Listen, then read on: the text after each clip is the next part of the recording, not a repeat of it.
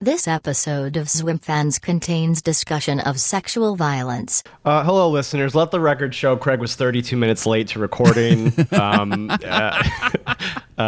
Please prepare your largest stones for hurling. Maybe the latest anyone's ever been to a Swim Fans recording. Okay. Bigger stones than you previously ever thought possible are needed. We're discovering new objects to throw at you in your cage.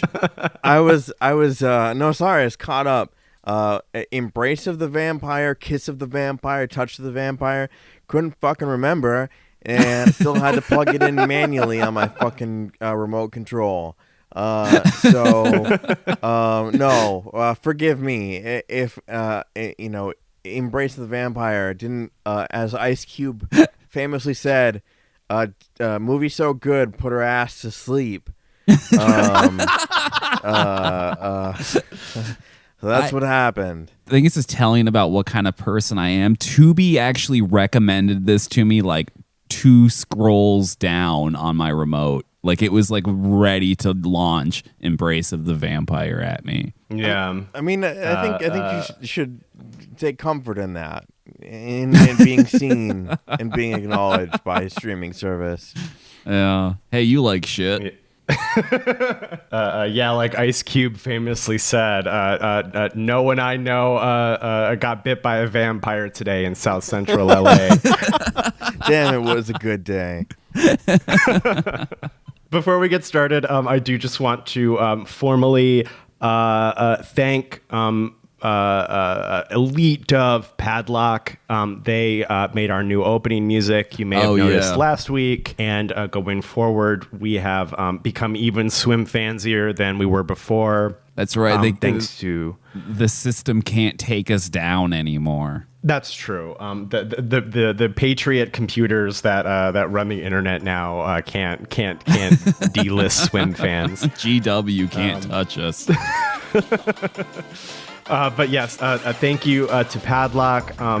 Going forward, we will have links to their Bandcamp if you want to check out more of their music in the show notes. So big thanks. We hope you enjoy it. 1, 2, 3, 4, 5, 6, 7. Hello, welcome to Swim Fans. This is your #1 erotic thriller podcast for the week. I am your co-host, an absolute hot guy desert from Josh McKenzie. I'm no baby, the onk stays on, Craig Neeson. I'm Alex. Everybody knows Catholic schoolgirls give the best head, Hawking. This week on the pod, we are talking 1995 Anne Gorsoud film Embrace of the Vampire. Just do it.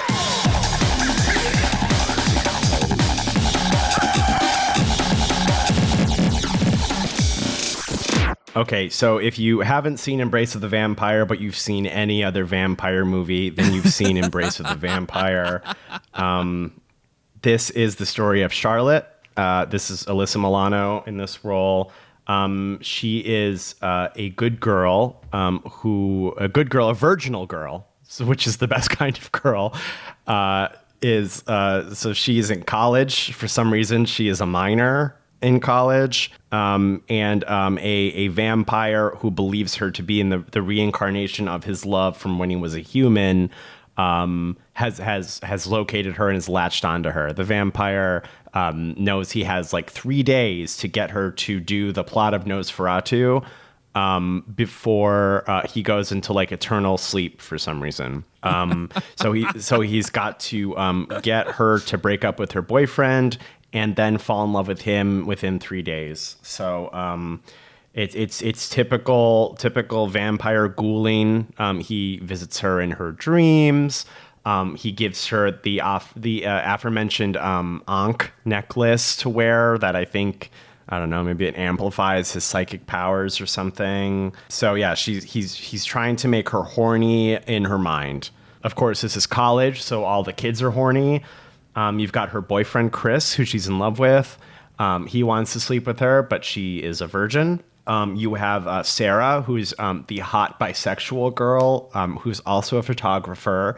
If that sounds familiar to you as a listener, you have and then there's the mean girl Eliza. She's blonde, and she resents Charlotte for like being a virgin or something. And then there's a Rachel True's character who's like the only girl that's nice to her.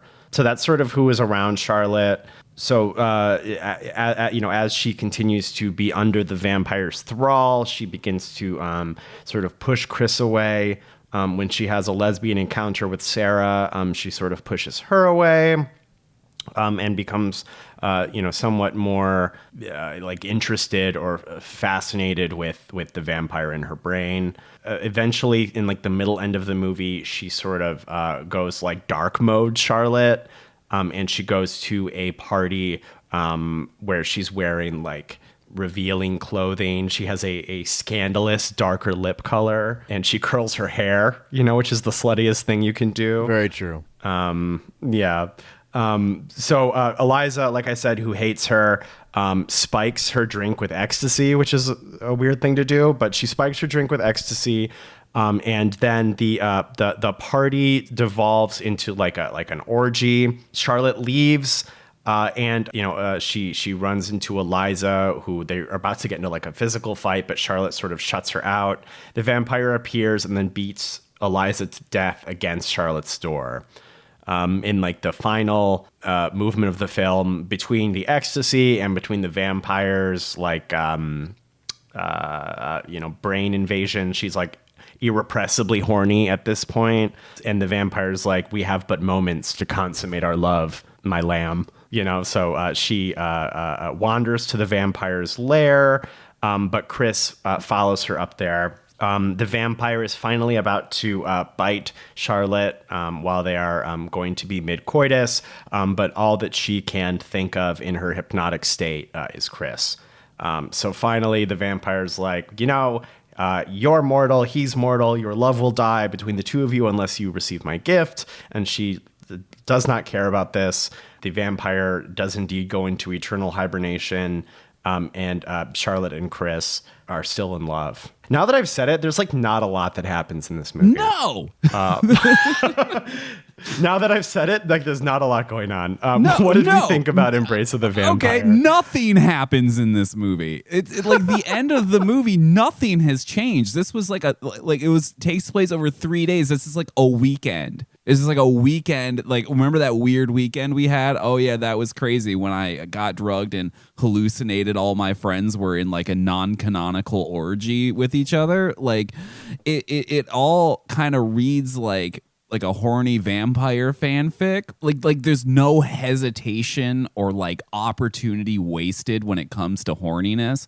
It's like it's just a vehicle for softcore sex scenes. I'm kind of on board. Judging by your Letterboxd ratings, I was the most on board with this, and I still walked away pretty underwhelmed. I think we knew that you would be. Well, it's such like, I don't know, this is like such a cheap thing.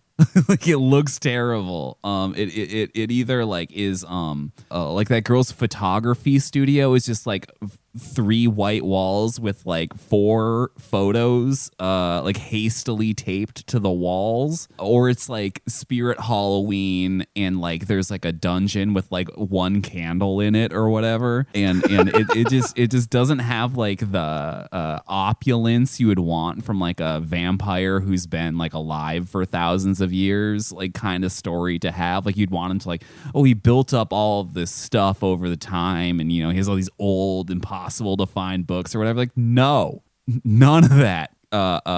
Dungeon. Why does he live at the school? Like none of this is like it's not interested in any of that. How did he find like the supposed reincarnation of his love?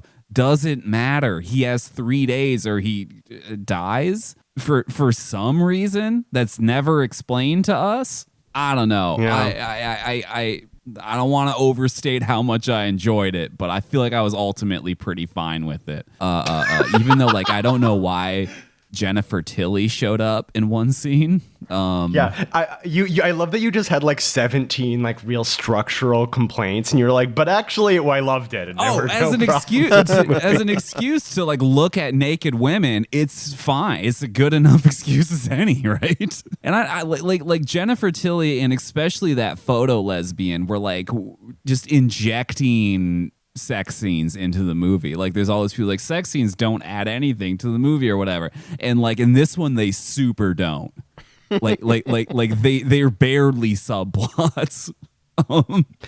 Yeah, but in this case, if we didn't have the sex scenes, we would truly have nothing. No, honestly, yeah. There's not there's no more substance here than a softcore pornography. Even though I think it doesn't like quite go as far as softcore pornography. There's a lot of grinding and stuff though. So I don't know. You could probably bust to this if like you were like you really needed something to work with, but I think you got better options for that. Anyway, how'd you guys feel about let me get the full title here. The Nosferatu Diaries, Embrace of the Vampire. Yeah, I mean, this is like not really a movie. The funny thing about this film is that Alyssa Milano's in it. And upon completion of the film, I was like, what's Alyssa up to these days? She was just at the UN, and she in this film is just like full titty out, like just getting rubbed. It's like to have a career trajectory that gets one titty rubbed on a VHS tape to whatever the hell one does at the UN is remarkable. Because if this isn't a career killer, I'm not sure what exactly qualifies. Incredible. Yeah, nothing happens. We occasionally look at a clock tower, and the voiceover, which I mean, it's very. The movie wants you to know there's an ADR line where it's like, and I only have 3 days. So each time day passes, we're reminded 2 days left, 1 day left. And it's like, okay, but what? And then what? But what happens to you? What happened? What happens to you? And why aren't you taking proactive steps to make sure that whatever you need to make happen happens? And he's because he's made no actionable progress for 2 days and 23 and a half hours. Nothing has moved the needle. He has decided to strike at the last possible moment, and that is a dedication to procrastination that I can only admire. I mean, it's like he can materialize out of nowhere. He's it's almost comedic. He's appearing in an art history lecture, just kind of like bouncing around the seats, being like, whatever the hell he wants. Like, y'all. I mean, he's not even being decisive in terms of what he wants. He's like, your boyfriend sucks. Like he's so fucking fake. Girl, I heard him at a party and he wasn't even really talking about you. He doesn't even come out and say it. He's just like, I need to have sex with you so I don't die, I don't sleep forever, or something. Baffling. It's you can't discern his motivations, and then suddenly at the end, as he's about to die because the clock is about to strike, it's revealed that he has some kind of Mortal Kombat Raiden-esque powers of zapping people. Like, well, why don't you just zap her into submission and call it good? What's with the mind games, vampire? It's I don't know. To me, the most compelling part of this film is when it detours to the photographer, the incredibly hot bisexual photographer, and it's like has Melissa Milano like slowly undress. That's easily the most compelling moment. No question. Because it has a use value. I could see it having a use value. There's some things in my world, where I can be like, the forks and spoons in my kitchen are utilitarian. They have utilitarian value. and that's great. I keep them around. Art on the walls, aesthetic value. Keep those around. Like those, make me happy. Some things have use value and aesthetic value. I'm thinking some nice pens. I'm a pen guy. I also like a nice stationery. This is none of these things. It's none of these things except for that one scene. One can potentially, again, like Alex said, if you were hard up, you could bust. That is what they should put on the box to advertise it. If no other option, please break glass to bust. If they don't have Basic Instinct, you could probably bust to this. Yeah.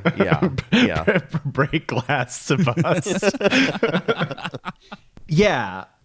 So compliment sandwich, right? I do think the sex is overall pretty good. I think that Gorsod's like eye here is really useful. It especially the scene with Sarah and Charlotte is like quite erotic. It's quite sexy to see her sort of like peel back Charlotte's like defenses. I mean, that's pretty sexy. Unfortunately, none of the shit with the vampire is sexy because like he's not sexy and like his affectation isn't sexy to the point where like the Skarsgård brother that played Nosferatu, who was like icky and like, you know, had like, you know, 2 foot long fingers, was sexier somehow, which, you know, is challenging. So I thought the sex was all right. Going to the middle of the sandwich. Why is anything like this in this entire movie? If things are simple, right? So you are doing Bram Stoker's Dracula. Is exactly the plot of Nosferatu, like down to the letter. So if things are simple like this, you would want all of the background details to remain simple because you don't want the audience to get caught up with something that doesn't matter because all you care about is vampire sex. So then why would you go through the extra work of being like, oh, by the way, she's 17. Oh, by the way, she was raised in a nunnery. By the way, this girl who has like a regular amount of sex for a college student hates her because she's a virgin minor. By the way, the children are partying in what looks like a dilapidated church. Like if you want to tell the story, like you want to focus on what's vibes based. Or like what you can use to sort of highlight the strangeness of the situation. Because as it is, everything is weird. So then nothing is weird.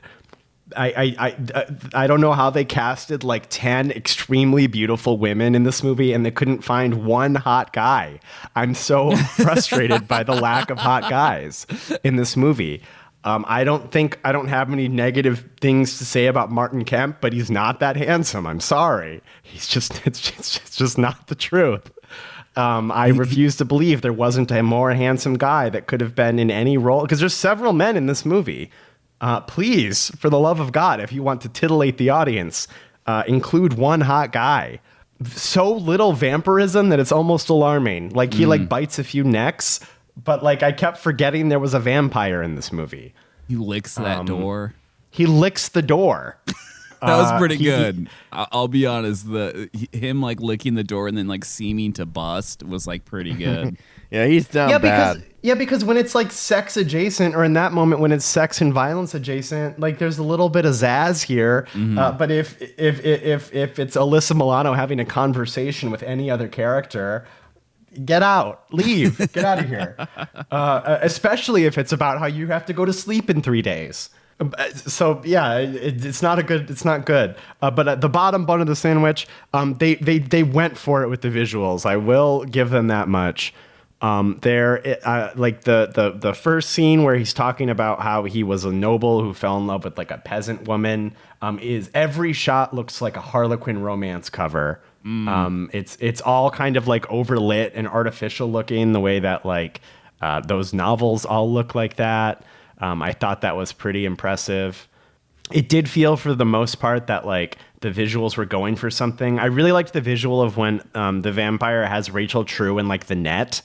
And he's like, and she's like sort of caught in the net, and he's like trying to bite her through the net. I thought that was a really cool visual. I liked how that filled the frame.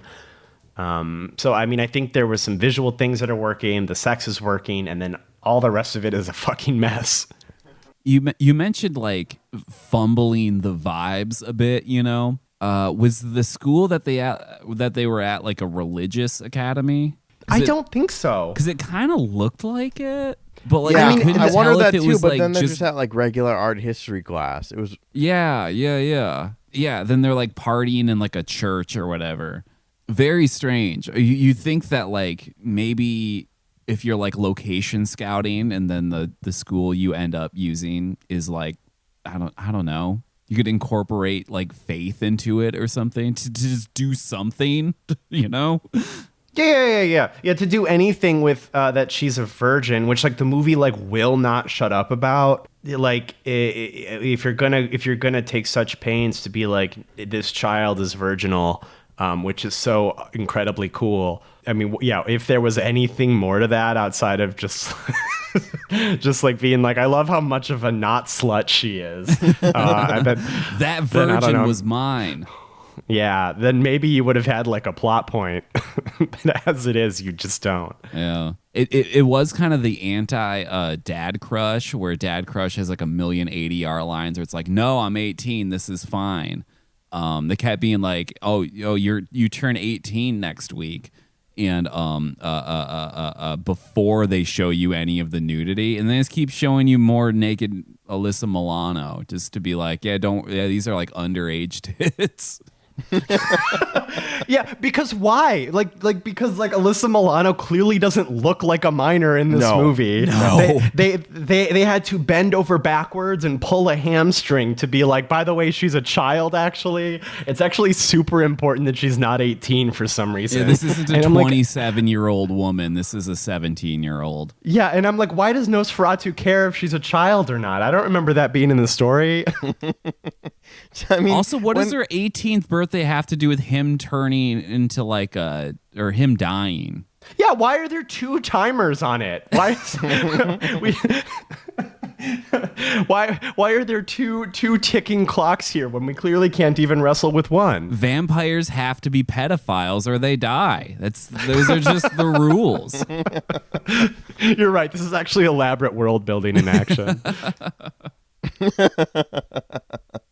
We're not up on our lore, apparently. I love that the ambiguity.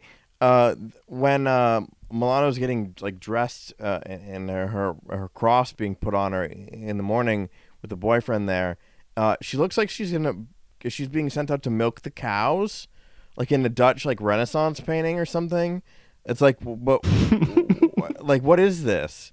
What is this trad academy that everyone's a part of?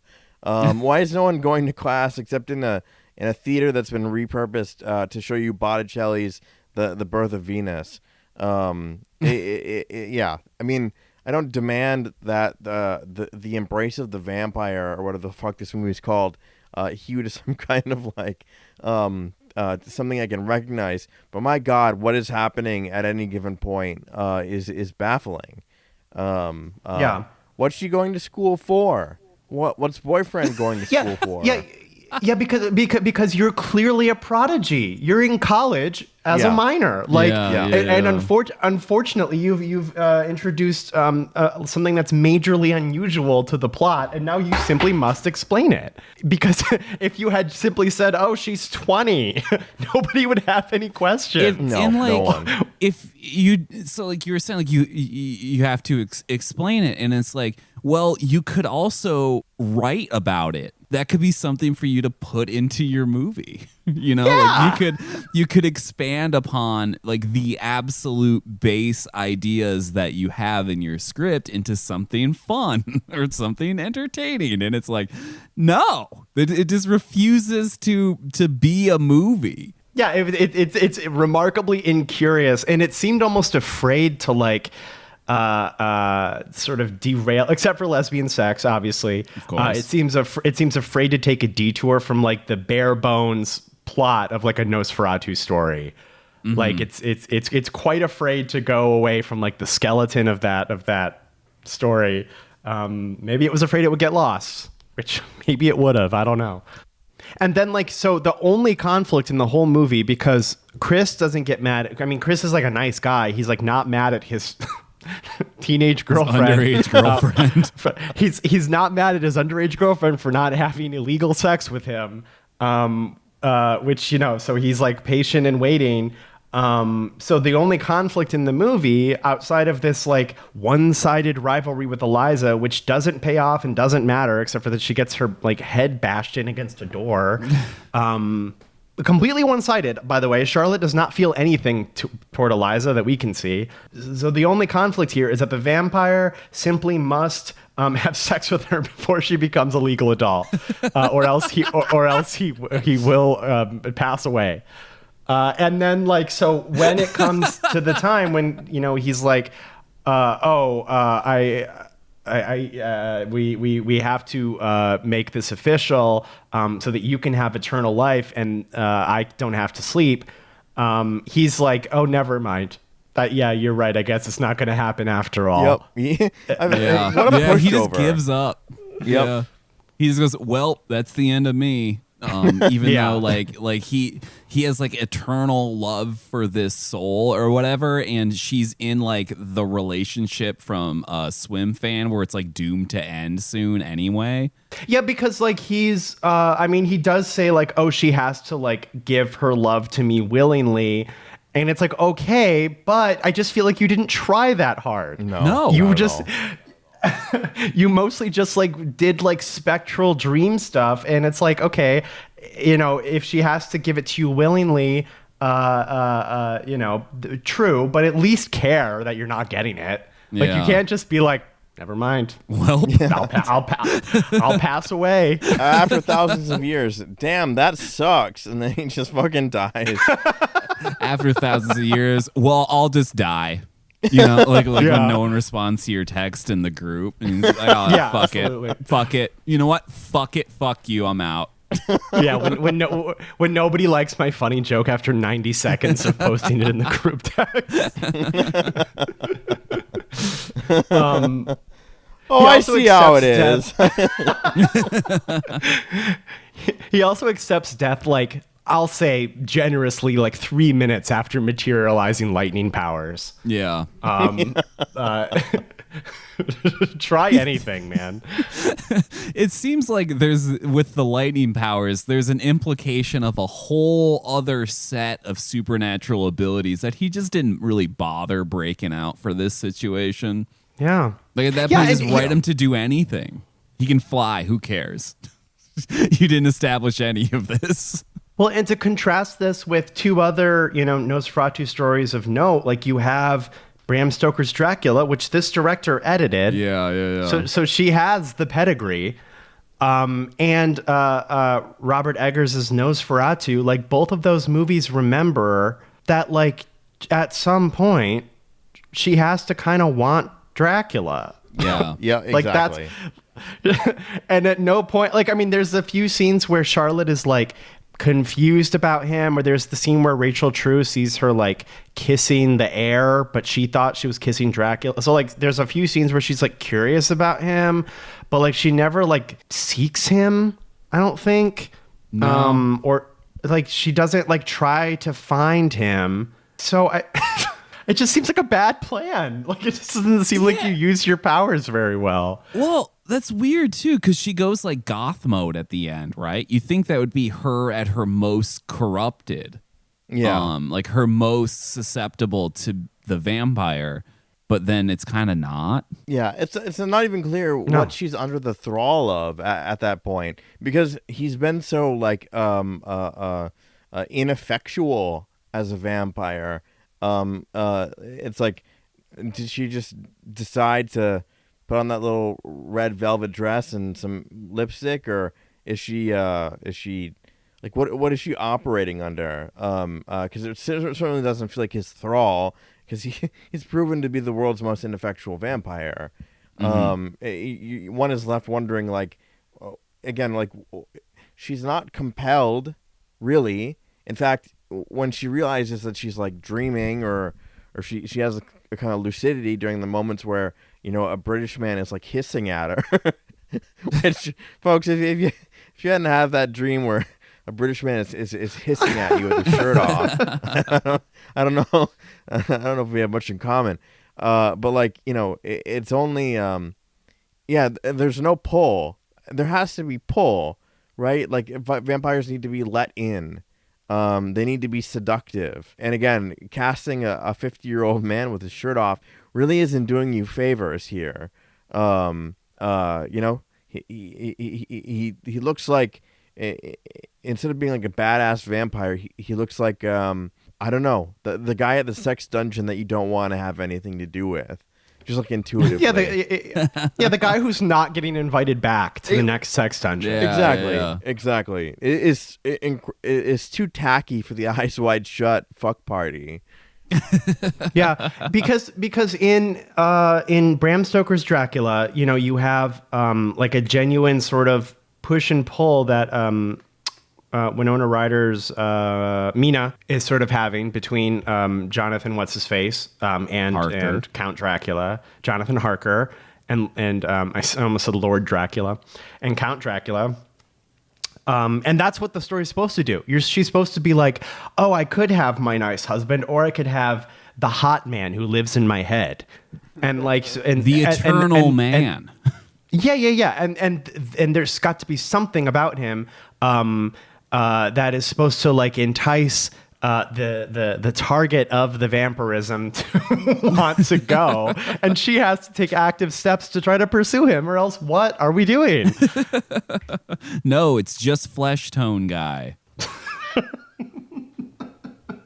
There's also just so much that is just like dropped entirely. Like Rachel True just leaves the movie at some point. Your best asset just walks off the fucking stage. Like you should be counting your lucky stars to have gotten Rachel True on your bad Dracula movie. Yeah. And so there's the scene where Rachel True leaves Charlotte with like who was an obvious rapist, like who couldn't wait longer than 30 seconds to start assaulting Alyssa Milano's character. And then the flesh tone appears and is like, she has to remain a virgin. And then he bites her, the consequences of which are never seen because she never shows up again. And that was her only friend. That was her only friend because Eliza hates her and Sarah is like her other sexual partner who doesn't know her until the middle of the movie. Rachel True's character is her only friend. Why is she gone? She has no one else to talk to. No, and like every character in this is just sort of like given up on it by the ending. Like there's no conclusion to anything. So like the mean girl got her face bashed to death outside of her dorm room, right? There's no follow up. There's just a dead body there. No, they just go out of their way to make sure that you never are in the hall of the school again to ask questions about the dead girl in the hallway. So like when Alyssa Milano goes home, she's got to step over a corpse. Yeah. The scene immediately following the last scene of this movie, she has to now be questioned by the cops for the mysterious dead girl outside her door. Like you could have like a scene like you would have in like a real movie where like the school would descend into chaos or something. Like you already have an orgy, right? Like you just like you take it out of the realm of like she got dosed with Molly or whatever, and like a party gets out of hand. Some people end up dead. A vampire shows up. Everything goes to shit, and then like you have your big finale. But instead, it just slowly gives up on each character individually till they no longer appear in the film. Yeah, because it could be like a the Devil's situation, right? Where like the vampirism, because the vampire lives in the school for some reason, and so like he is bewitching all of the hot students who live here. He's beguiling them all, culminating in this I don't know. You can go as depraved as you want. It can be like a Event Horizon style blood orgy for all I care. Yeah. But like vampires like blood. Why not? Yes. So yes. Like the movie doesn't pull punches when it comes to sexuality for the most part. So like, yeah, do it. Yeah. So yeah, that's a great solution. Is that like the vampire's effects? He's bewitching the whole school, and Charlotte is watching all of her classmates descend into like sexual depravity until the spell is broken. At least that's something. Right. At least that's anything for any character that isn't Alyssa Milano to do. Or like, I don't know, have like the party goes south, it turns into like idle hands or something, or like even like ginger snaps. Like Yeah. You have a monster, you have a party, have the monster go to the party. The monster must attend the party. How do you have a goddamn a party orgy scene and a monster in the same night? It's only 3 nights and they don't cross paths. That should you should go to jail for that. Yeah, and it's like a good orgy too. Like I like that it's like lit by like candelabra. All of the again, none of the guys are cute, but all of the women are extremely beautiful. And there are because I think the director has an eye for this. There's a lot of like sensuality in what they're doing. Like it's reasonably titillating. And I'm like, the vampire is just not gonna come. He's just not gonna show up to the vampire orgy. So that was a hallucination, I think. Who knows? Yeah. You never see those characters again, except for Eliza and the stoner guy. You don't see them and they don't again. Elaborate on it. No. Nobody cares where Rachel True went. Nobody cares about like the orgy in the dilapidated church. Nobody cares about anything. Why? Okay, riddle me this. If we're doing this, why is Jennifer Tilly in the movie? No fucking idea. They needed another scene. Yeah, because ostensibly you would have a hot, self-possessed woman like Jennifer Tilly, who apparently is another vampire because she has the same tattoo that Fleshtone has. So I guess that's the vampire mark. She has to show up and try to bewitch her boyfriend, which only matters if that would then cause Charlotte to no longer want to be with her boyfriend, which is the vampire's goal. But Charlotte isn't there. She doesn't see that he's seduced and almost, has sex with Jennifer Tilly's character. So it's completely meaningless. There's no reason for it. Because the vampire's goal at like minute 4 is that, but first I have to make a wedge between my love and her boyfriend. And then like he doesn't do that at all. And I'm like, then why did we get Jennifer Tilly on set? Even if his plan was to get the boyfriend to end the relationship, it wouldn't happen that night. It's already like 10 o'clock when Jennifer Tilly shows up, right? Right. Also, was she supposed to be the vampire? Yeah, but like she turns into him, shape-shifted, right? Like, it was hard. She's him? It was hard to tell. It was despite this director being an editor, it was cut very poorly. Like there was a lot of ambiguity between like, was Jennifer Tilly the same guy as Fleshtone or like an associate vampire he hired? It was unclear to me watching it. I mean, to me, it was a bait bus situation. I'm screaming. Because, that is the ultimate bait bus. Yeah. You're so right. I think that's what he wanted. Like, after all, like, he was like, okay, I'm tired of this fucking, I'm tired of Alyssa Milano. I want some fucking dick. And I mean, and what better form to take if you want it than Jennifer Tilly? 100%. Yeah, it's so baffling because like he via clumsy ADR voiceover, he tells us that he has to break them up, and that's not at any point part of his plan. Is it me? Am I crazy? Well, and it's also, he can kill people. Why wouldn't he just kill him? Just kill. Well, and then like, okay, maybe you're thinking, oh, well, he can't just kill Chris because then he'll make a martyr out of him. And then Charlotte will never stop being in love with him. She'll just pine for this man who's dead, which is like, okay, fair point for why you didn't just kill him. But then why didn't you try to seduce him where she would find him cheating on her? Yeah. Why didn't you like try to get them to like bicker or something? Did Or Did he go to a different school? did Chris go to a different school? Because I don't they were know. like, I'm going to drive over to your place tonight. And I got the impression that they didn't live that close to each other. Because also, all of his scenes where he's like by himself, like you don't really see any of the, you don't see like the photographer or the craft girl or like the mean girl like separate from when he's with Alyssa Milano. So it wasn't clear, but I got the impression that they didn't really live very close. I got the impression that there was like an hours long distance between them. I guess I thought like cross town or like an off-campus housing, but then the one scene where he's like cleaning his room because he's gonna have birthday sex with Charlotte, that looked like a dorm room, so I guess it would have to be across campus. I don't know. I'm actually, now that I'm saying it out loud, I'm unclear if they're even in college. I just assume they're in college because it doesn't look like a high school. Yeah. There's like a dorm and the art history class, right? That's got to be college. It's got to be college. But so she's just a very special girl. Right? Who was raised by nuns.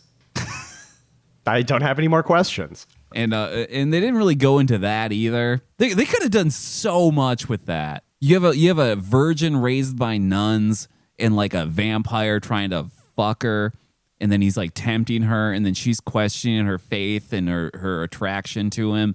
Like there's like 9 million different forbidden romances in there. And they picked the laziest interpretation. Like you could make a 3-hour movie about like Catholic guilt alone. Oh my God, yeah.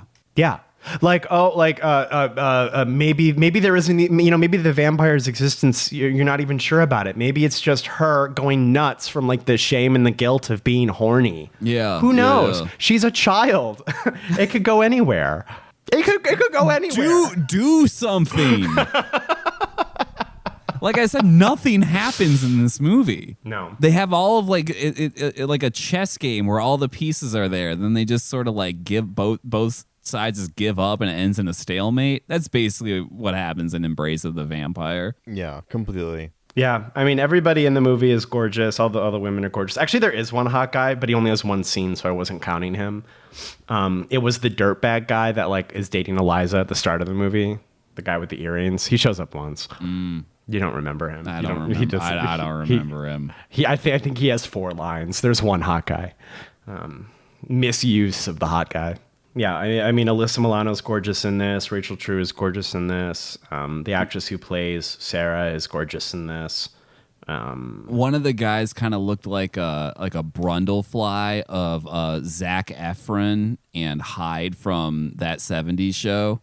Oh, you know what I'm talking about? Yeah, that's the guy at the party that's like, when she whispers like, "Oh, I just slipped her ecstasy." Yeah, that guy. Yeah, and then he just cackles. Yeah. Then he may or may not participate in an orgy. Yeah. I think it's so awesome that he's like they're at like a cool like 90s college party, so there's like some like vaguely post-grunge garage band playing. And he's like chatting up like the new hot girl, and he's just like, yeah, so anyway, the Ankh is the ancient Egyptian symbol of eternal life. Yeah, just the meme of the girl staring into the distance as the guy's talking into her ear. Yeah, no, it's I thought this was like a throwback to the 60s. No, it's just like, belief in immortality and also something about sex. Like, cool, dude. Good convo. Cool. I'm going to go see what my friends are doing. Girls don't like it when you drop too much onk lore on them. No, women hate receiving lore drops at parties. There's one thing I know about them. They hate it. They hate it when they can get through your whole dialogue tree in one interaction. Fellas, a tip out there: make sure you have branching conversation paths. Yeah, exactly. It's critical. It's truly. I know it's hard to put your stats into charisma these days. I mean, who has the points to spend? But my God, Get some more baths. You should. I'm saying you should watch at least two Naruto YouTube lore videos, so you can. So if she has a question, you can answer. Two ways. Diversify, I guess, is what I'm saying. Yeah, you want to keep her guessing, definitely. I love Charlotte's like bad girl look when she's curled her hair off camera and she's got like the red velvet mini dress and the black boots. She looks really good. She's so hot. Alyssa Milano is so hot. Yeah. I like that she has her own like. I'm just going through my notes now. I like that she has like her own like party throne. She sits in the exact same chair in the exact same spot when she goes back to the same party. It's like assigned seating at the club. Yeah, this wasn't very good. Sexually compelling, though. I'll say that much. Yeah, they did not skimp on the horniness, which ultimately that's it, so it shakes out. Is my conclusion there? Yeah. It's like just horny enough to be kind of interesting. Like the photographer scene, clearly the hottest scene in the movie, is like like completely unrelated to the rest of it. like she just gets like picked up in the morning like by a photographer who's cruising or something. Like it's really kind of just out of nowhere. I guess the character shows up again once later, but it's not like she has like a conclusion to whatever like queer arc or anything, like because she's given up on, just like everyone else is given up on. She gets her lip bit and then she immediately runs away. I think it's the last time we see her. It is. Yeah. Because her character engine has run out of fuel, so she just peters out like the rest. Her character goes off camera and stands and stands motionless in the doorway. I do love that she turned her dorm room into like a floor to ceiling white expanse with which to do sexual photography in. That's pretty good. She's got that seamless up. Yeah. I think I gave this 2.5 stars. The women are gorgeous. The sex is okay. Everything else is tragically bad. I give this 1 star. I'm sorry. This is like not a movie. I gave this 3 stars. That is high in my opinion, but I don't know. It almost has moxie, I guess. Yeah, I mean, I'm glad that she edited Bram Stoker's Dracula. Yeah. Shouts out Anne. Thank you, Anne, for Bram Stoker's Dracula. I looked up the there were 3 credited writers. It was 2 women and 1 man, and the one man went on to write a spiritual successor, maybe, called Embrace the Darkness. Oh hell yeah. Yeah, and that has that's 2 he was sequels. cooking. He was cooking. Yeah. We're seeing his fingerprints all over this. So look forward to the episodes where we cover the Embrace the Darkness trilogy. Oh my god. You think we're joking, but we're not. No, saddle up, Craig. Oh boy. As I said in episode 300, the well runs deep here. Like there are so many movies like this. I'm gonna have to set several alarms for these trilogies. Yes, we barely crossed the 50-minute mark before ending this episode, but That's okay. It's okay. We went long last week, and there's just not that much happening in this movie. no, if they like nothing happens. Yeah. That's my final note. Is if you're going to make a movie, you're gonna rent lights. You're gonna roll film. You could at least write the movie. You could at least write a full movie. 3 credited writers. Nothing happens. 3 stars. All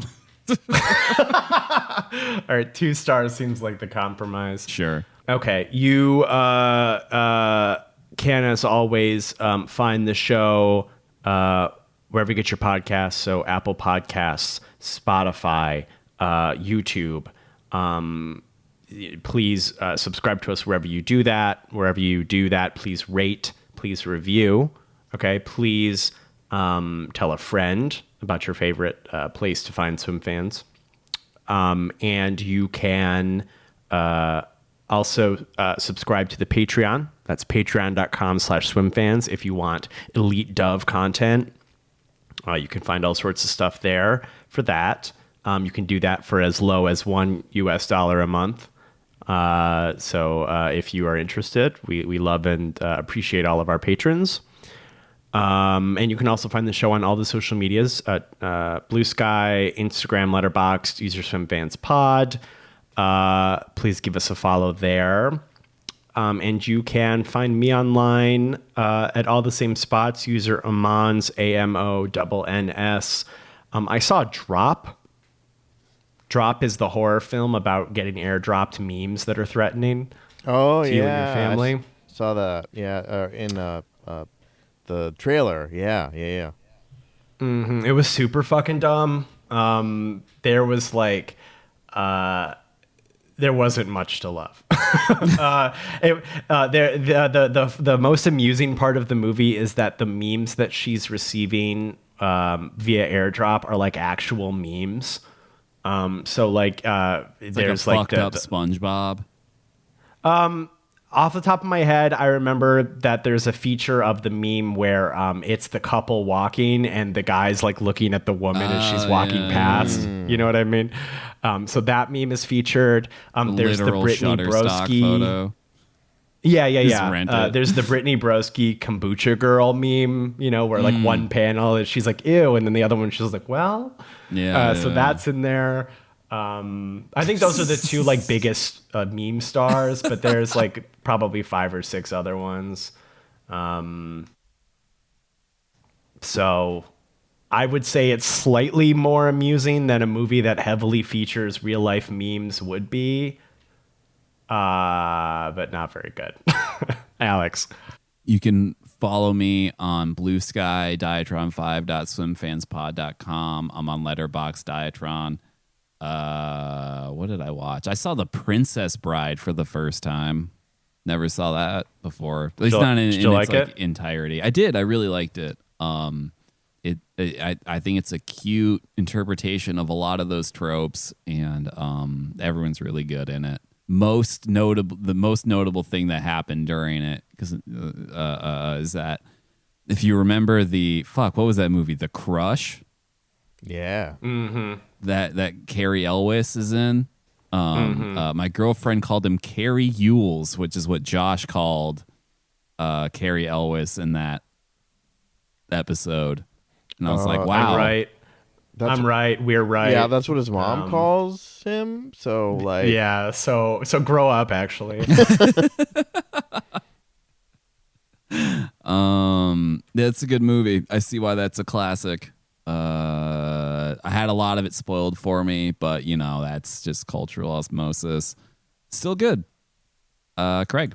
You can find me at Craig Neeson on Instagram and Letterboxd, craigneeson.com. Accidentally did a vampire double feature today with Sinners. I saw Sinners. I'm sorry to report that I'm not on the Sinners bandwagon. Feel bad about it. It seems like everybody but me loves Sinners. I did not love Sinners. Yeah, I was telling Alex before you got here that just based on Letterboxd, you're the first oomph of mine who hasn't been Sinners maxing. Yeah, I think... Wake up, babe. New substance dropped. Yeah. No, I don't know. I mean, it's like... I think it's messy. I think it's a really confused movie. I think there's definitely some popcorn factor going into it, where it's like, yeah, it's kind of fun, but at what cost? I won't really go into it, but I think it's about like, what if we were to invert the vampire genre with some racial dynamics, and then it's like boy, I don't know how to hold this. So I'm gonna drop it. It's like, why can't I hold all these themes? Why can't I hold all these messages? Got too many themes. Yeah. And it's just it's just a fucking mess. Yeah. No. Just watch From Dusk Till Dawn, and you'll be fine. Well, I plan on seeing it tomorrow, so I will report back when next we meet, dear listener. Okay, bye-bye. Bye. Is there anything else you guys want to talk about? We can fill a full hour. See anything else? I've been watching Righteous Gemstones. Tell us about it. Yeah. I'm traditionally not. I'm not super familiar with Danny McBride's HBO output until this one, but like I normally know him as like the loud guy in movies. So I initially went in because I watched the first season when it came out, and then I feel like it slowed down around the pandemic. But I was really kind of like, I loved the first season like a lot. And I thought it had like a lot of kind of like cool ideas about like what religion actually means in people's lives and in America. And as it goes on, I think it kind of like it's still good. It's still really, really good. But it I think it kind of like eases up on like being as kind of I don't mean and cynical isn't the right word, but like there's like a critique to it that I think kind of like the edge kind of dulls as the show goes on. But yeah, I still really like it. I'm still really excited to see how it ends, but I'm on the final season. Nice. I'm still on the Succession train. Almost done with season 2, and boy, am I just here for all of it. I'm here for Kendall's Stockholm syndrome. I'm here for Siobhan's lust for power. I'm here for Roman masturbating to things.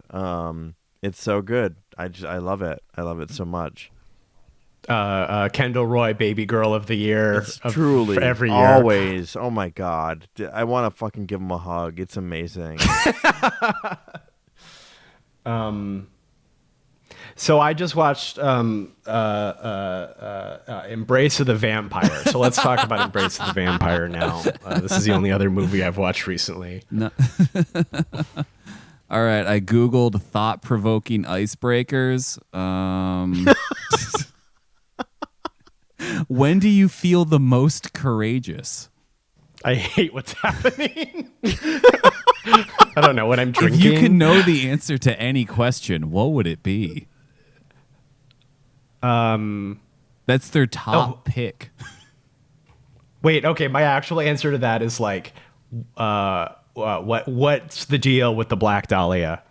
Ooh, yeah. There was a Korean child murder case from like 3 years ago that still haunts me. I think the actual. Did I ever tell you guys about this? No, you didn't. So like they, like a child was found like dead in an abandoned apartment, like a young child, and they arrested like the mother, who like moved in with like a new husband, like start a new life or whatever. And then they did like DNA tests on the girl, and they found out that it wasn't her daughter, it was like her sister, and that like the child was like secretly carried by their mother, and but that woman had a child, so they theorized that the grandmother swapped the children around, and then one got like abandoned in this thing and like starved to death or whatever, and like no one is like fully sure what happened, but like the grandma would have been like 47 when she supposedly had this child, but they kept running the DNA test because like there's no way this is right, because like it supposedly the way it lines up is that it only makes sense if the grandma had the child. I don't know. It's weird. I'm probably doing a really bad job of explaining this, but like I think about that probably every 3 months or so. I Google it to see if there's any developments, and there never is. I would like to know what happened there. There you go. Craig, what's your question? I don't know. Probably something about aliens. Oh my God, Craig, please ask that question. I need to know the answer to that too. Let me know. Yeah. Have we contacted them? Have they contacted us? Like in what form? I guess this is multiple questions, but like, no. What's the deal with aliens? What's the deal with aliens? Frankly, yeah. What's Indrid Cold's phone number? I have a lot of questions. Because like, please, as much as like you can just write off like a lot of stuff, like the videos from the cockpits that were so fucking popular, like you can really write those off as like optical totally fucking just things that are from like a lens. Like cameras have been fucking up people's like sensibility of like what's real and what's not, because we don't really understand cameras, and our brains were only meant for foraging fruit in temperate forests. But like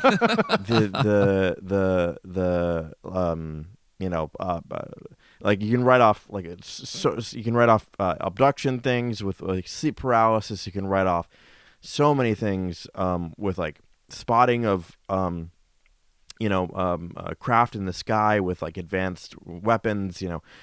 Before the B-2 bomber was ever announced, like, people saw boomerang-shaped UFOs, and it's like, psych, bitch, that's just a stealth bomber. But there are some cases where it's like, you have people like fucking lying on camera, and they're like, I saw this thing. It landed in the field, and like it was real, and I'm sorry, I don't know what to fucking tell you. And they're just like fringe cases where it's like, I don't know what the fuck happened, and it's weird, and I want to know. Yeah, you would do a service to all of us if that was the question. Yeah. Okay, I think we've wasted enough of the listeners' time. Bye-bye. Yes, we have. Bye. Sorry. I'm stopping.